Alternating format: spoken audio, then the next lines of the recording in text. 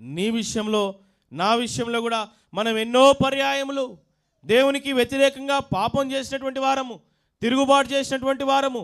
మన యొక్క పాప స్థితిని బట్టి అలవాటు రీత్యా దేవునికి ఎన్ని పర్యాయములో వ్యతిరేకంగా మనం ప్రవర్తించినటువంటి వారం అయినప్పటికీ కూడా దేవుడు మన దోష శిక్ష మన మీదికి రానియక క్షమించినటువంటి దేవుడుగా ఉన్నాడు, సమకూర్చినటువంటి దేవుడుగా ఉన్నాడు, కనికరం చూపించినటువంటి దేవుడుగా ఉన్నాడు.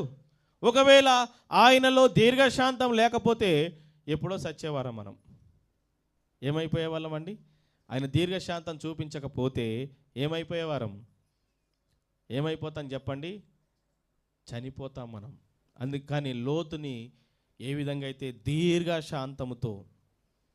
దీర్ఘశాంతముతో ఆయన బయటికి రాకపోయినప్పటికీ కూడా, అందుకనే యెహోవా దయాళుడు.